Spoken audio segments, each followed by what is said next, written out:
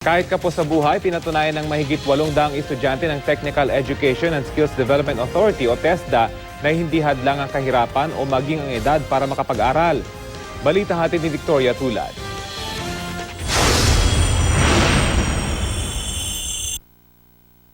Ako, taxi driver, tapos inano ko rin yung automotive para may combine ba siya sa pagmamaneho sa pagmamekaniko. Proud ako. Natapos din ang yung hilig ko magmekaniko. Gusto ko rin na mahaasa pa rin yung aking karunungan. Sa edad naman hindi yon ang limitasyon. Nasa kakayahan yan. Kapag kaya mo pa, bakit hindi mo gamitin yung opportunity mo?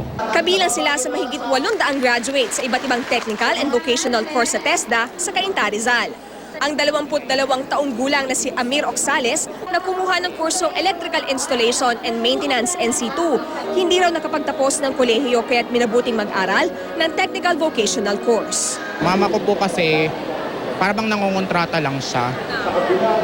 Sa paglalabada, ganun lang po. Tsaka papa ko naman, welder sa Subic. Kaso lang, mababa rin ang sweldo niya. Nagsilbing inspirasyon naman sa mga graduates si Romel Racimo na nakapagtayo ng maliit na negosyo matapos kunin ang bread and pastry production course. Yung pwede kong ma-earn abroad, tsatsagain ko lang dito, pwede ko nang hindi puntahan sa abroad. Sa pagtatapos naman ng mahigit 500 TESDA graduates sa Antipolo, ibinahagi ni Chef Boy Logro ang kanyang mga kaalaman sa pagluluto. Habang si TESDA Director General Secretary Joel Villanueva nagpakitang gilas sa pagbabarista. Ayon kay Villanueva, libu-libong manggagawa pa rin ang kailangan sa Pilipinas at maging sa ibang bansa gaya ng United Arab Emirates.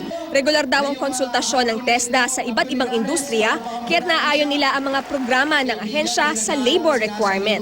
Pagkatapos po ng graduation nila, makakuha ng national certification na nagpapatibay na meron silang sapat na kaalaman at kasanayan. Victoria Tulad, GMA News.